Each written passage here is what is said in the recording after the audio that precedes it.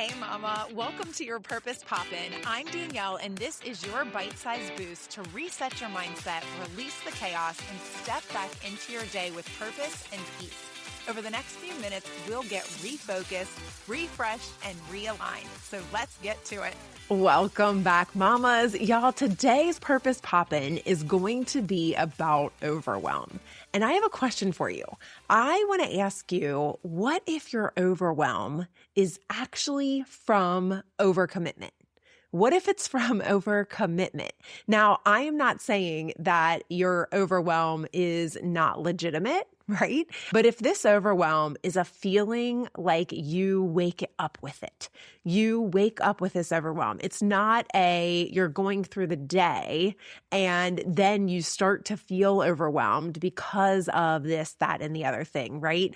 This is an overwhelm that is actually kind of always present. If that is the case for you, I want you to ask yourself, is this from overcommitment?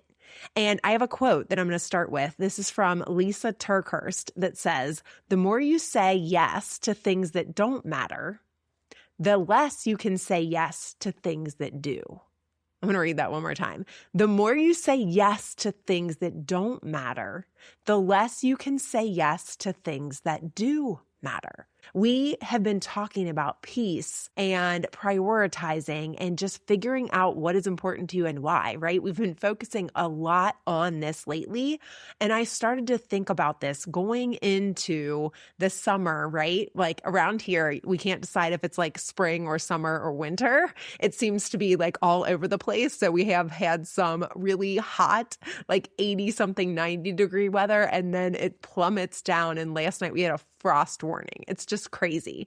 But it is May and we are thinking about getting ready for summer and all of the things that come along with that. And with littles and with a lot of commitments that you may have with your littles, I don't know if you're planning to do less this summer or more this summer, but I challenge you to think about what it is that you're committed to. Maybe you've committed your family to things, maybe you've committed yourself to things, but what is it that you're committed to? Because this overwhelmed feeling that we can have can be from this overcommitment of things that we've said yes to, right? Things that we have said yes to in our lives, because we tend to, as moms, we want to do all of the things, right? We want to take our kids on all the trips. We want for them to experience, the pool or, the amusement park or the museum or the vacation, all of the things, right? We want them to experience. So we might be committing ourselves to things that are feeling like they are going to bring us a lot of fun and joy and whatever. But what else are we committing ourselves to? Are we committing to play dates? Are we committing to taking trips with family? Are we committing to, what are all of the things that we're committing to? And what are all of the things that we're already committed to?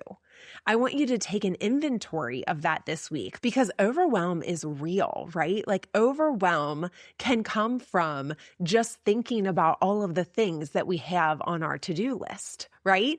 But when we haven't figured out what our priorities are, when we haven't figured out what is important to us and why, when we haven't taken the time to do that work, then we can be overcommitting to things that aren't important to us. So what I would love for you to do, even if you haven't done the work of figuring out, your core values and what is important to you and why and all of that, is just take a stock of all of the things that you're committed to.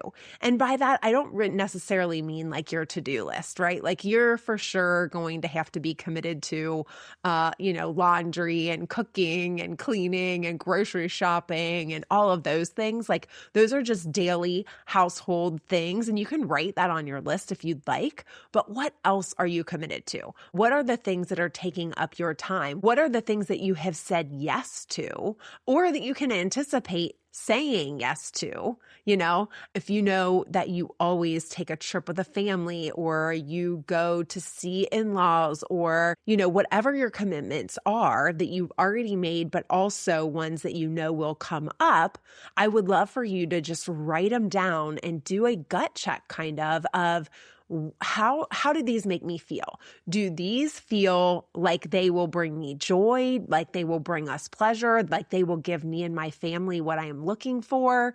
Or are these seen as a stressor for me? When I look at this list, do I feel stressed about it? Do I already feel overwhelmed just looking at my list of commitments that I've made? We are going to take a little deeper look at this on Thursday and kind of break down how to set up boundaries and ways that we can say no to things in such a way that you do not have to feel guilty about it, because we should not feel guilty for saying no, right? We only have so much time in a day. And when you're a mom and when you are trying to raise littles and when you have commitments on your plate that are just household duties, right? But when you add other commitments on there, do a gut check with yourself of how those are making you feel, whether it's volunteering somewhere, starting a business, whether it's taking a trip, whether it is helping out a friend, move, helping a loved one do yard work, like whatever you have to do or you feel like you have to do as a commitment for yourself or for your family, I would love for you to write it on the list and then do a gut check of how does this specific thing make me feel when I think about doing it, right? Just that particular gut check. And then on Thursday, we're going to talk more about our commitments, about saying yes, about how to create boundaries around your time and saying no. Okay. So I'll meet you right back here on Thursday, y'all.